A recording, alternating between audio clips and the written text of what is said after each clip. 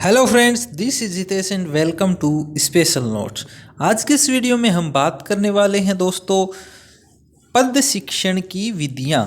इससे पहले भी हम कई जो शिक्षण विधियाँ हैं उनकी बात कर चुके हैं।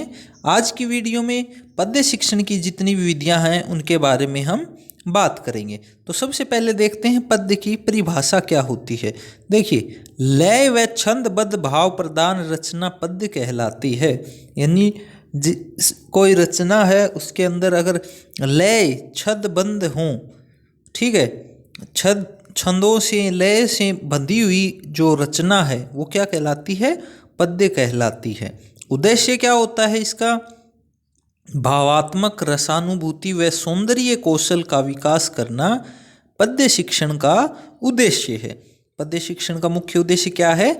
जो स्टूडेंट्स होते हैं, बच्चे होते हैं, उनको जो कविता है या जो भी पद्य है उसके भावों को, रसों को, उसके अंदर जो भी छंद, लय, तुकबंदी आती है उसके सौंदर्य कौशल का विकास करना और उसके बारे में जानकारी देना है। पद्य शिक्षण से अधिगमकर्ता के श्रवण कौशल का भी विकास होता है तथा उसकी साहित्य के प्रति रुचि बढ़ती है।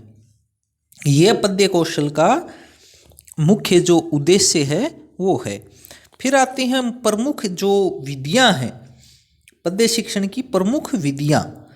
तो देखिए, पहली विधि है गीत विधि, प्रदर्शन विधि या जिसको अभिनय विधि भी बोला जा सकता है।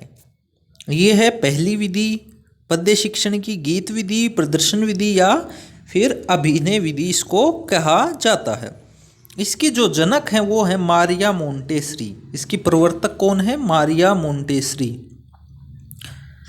यह पद्य शिक्षण की सर्वश्रेष्ठ विधि है। इस विधि में अध्यापक किसी कविता को उचित स्वर, लय, ताल, स्वरों के उतार चढ़ाव का ध्यान रखते हुए अभिनय करता हुआ अधिगमकर्ता के सामने प्रस्तुत करता है एवं विद्यार्थियों को रस की अनुभूति करवाता है।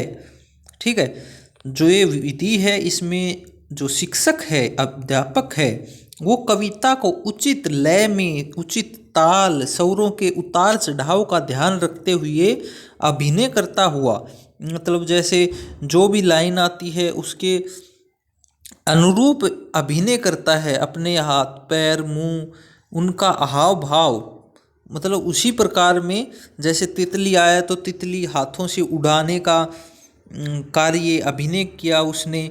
तो मतलब अभिनय करते हुए बच्चों के सामने कविता को प्रस्तुत करता है और जो विद्यार्थी हैं उनको इसके रस की अनुभूति भी करवाता है। इस विधि के तीन रूप हैं। इस विधि के तीन रूप हैं, गीत, प्रदर्शन और रसास्वादन। पहला है गीत। देखिए, पूर्व प्राथमिक स्तर पर अध्यापक किसी कविता को गाकर प्रस्तुत करता है। इस विधि में अधिकतर बाल गीतों को प्रस्तुत किया जाता है।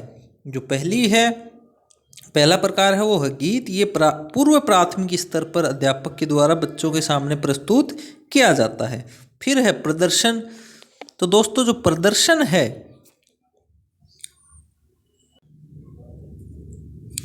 ये जो विधि है, अगला जो प्रकार है अपना वो है प्रदर्शन।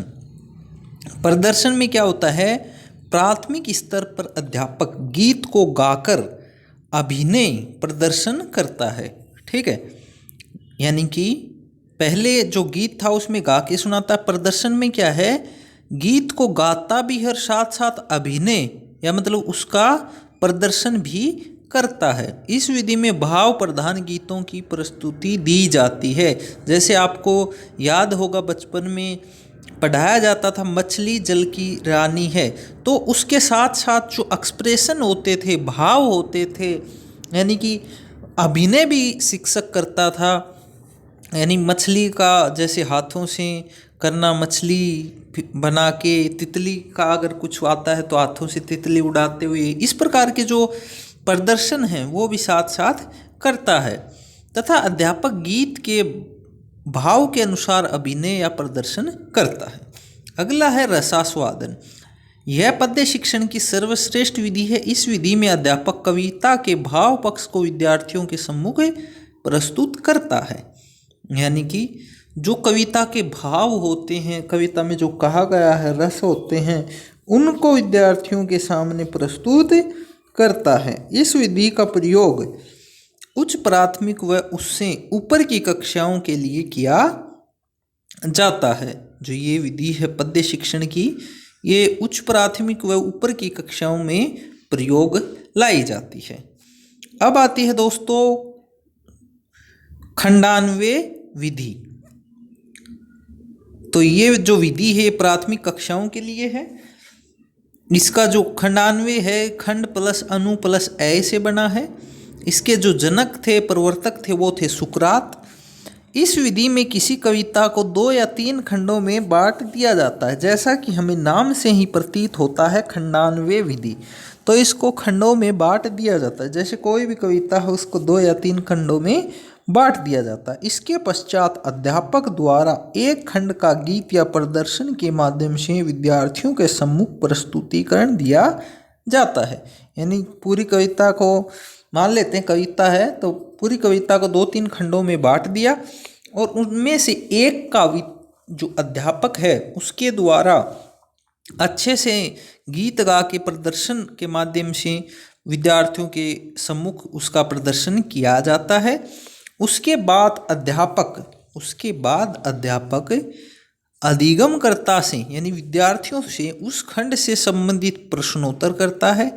इसी तरह अध्यापक द्वारा दूसरे खंडों का प्रस्तुतिकरण व प्रश्नोत्तर का कार्य संपन्न किया जाता है। इसके पश्चात सभी खंडों को आपस में जोड़कर उसका प्रस्तुतिकरण दिया जाता है तथा संपूर्ण कविता से संबंधित प्रश्नोत्तर किए जाते हैं।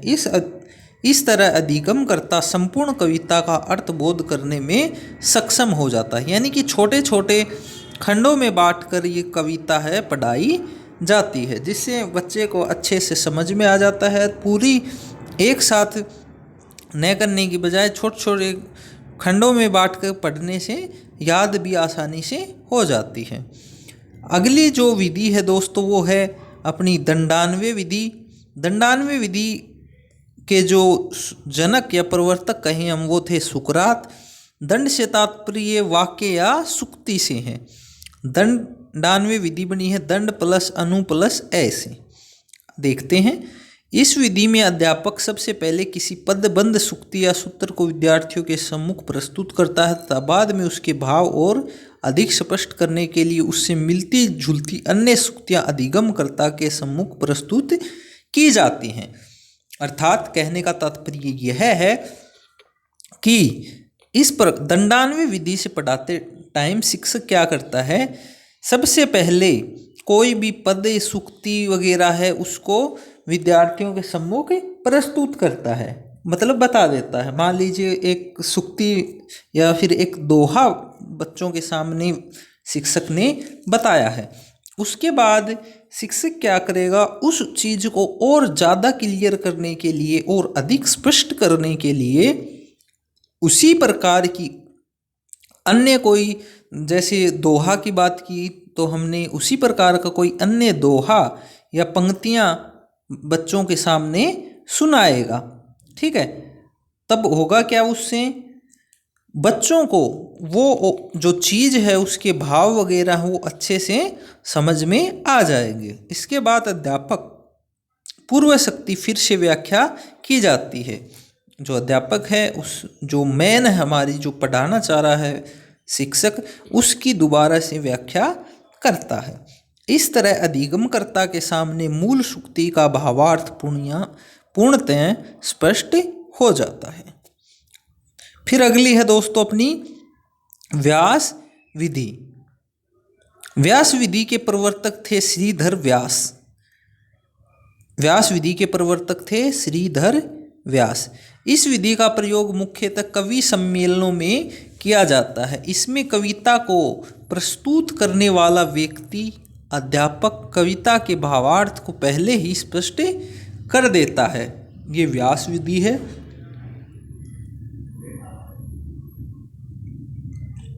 इसमें होता क्या है कि पहली बात तो ये जो विधि है मुख्यतः कवि सम्मेलनों में ही प्रयोग में लाई जाती है। इसमें जो भी कविता पढ़ता है वो कविता के भावार्थ को पहले ही स्पष्ट कर देता है। इससे जो अधिगम करता है उसकी कविता के प्रति जिज्ञासा भावना जागृत हो जाती है। कविता के प्रस्तुतिकरण के पश्चात उससे संबंधित प्रश्नोत्तर भी किए जाते हैं, यानी पहले कविता के अंदर जो भाव हैं उन सब को बता के कविता के प्रति जिज्ञासा उत्पन्न की जाती है, फिर कविता पढ़ी जाती है, बाद में अंत में उससे संबंधित जो प्रश्नोत्तर हैं वो भी किए जाते हैं। तो ये हो गई दोस्तों व्यास विधि। अगली है अपनी तुलना विधि। अगली है तुलना विधि। इसमें कोई एक व्यक्ति सुनाकर उससे मिलती, इसमें जैसे कोई भी पद्य या कविता है उसमें कोई एक कविता सुनाकर उसका भावार्थ स्पष्ट किया जाता है, उसके पश्चात उससे मिलती जुलती दूसरी कविता सुनाई जाती है तथा उसका भी भावार्थ स्पष्ट कर दिया जाता है। उसके पश्चात दोनों कविताओं के भाव तथा भाषा शैली की तुलना की जाती है। बात क्या है, पहले एक कविता सुनाई जाती है, उसके पश्चात उससे ही मिलती जुलती कोई अन्य कविता सुनाई जाती है, फिर उन दोनों कविताओं के भाव तथा भाषा जो शैली प्रयुक्त की गई है उनमें उनकी तुलना की जाती है। एक ही विषय को लेकर अलग अलग रचनाकारों द्वारा की गई रचनाकारों के द्वारा की गई रचना में भाषा शैली के अंतर को स्पष्ट करने के लिए तुलना विधि का प्रयोग किया जाता है। यानी कि अलग अलग जो रचनाकार हैं उनकी शैलियों में तुलना करने के लिए, उनके बीच भाषा शैली का जो अंतर है वो स्पष्ट करने के लिए कंपैरिजन, उनका तुलनात्मक अध्ययन किया जाता है। और ये जो विधि है दोस्तों, इसका प्रयोग माध्यमिक व उच्च माध्यमिक कक्षाओं में किया जाता है। छोटी जो कक्षाएं होती हैं उनमें इसका प्रयोग नहीं किया जाता है। तो दोस्तों ये थी हमारी जो पद्य शिक्षण है उसकी विधियाँ। उम्मीद करता हूँ आपको ये अच्छे से समझ में आ गई होंगी। बाकी मिलेंगे दोस्तों इसी प्रकार की और वीडियो में और शिक्षण विधियों के साथ। तब तक के लिए दोस्तों खुश रहिए, मुस्कुराते रहिए। जय Hind, take care, bye bye.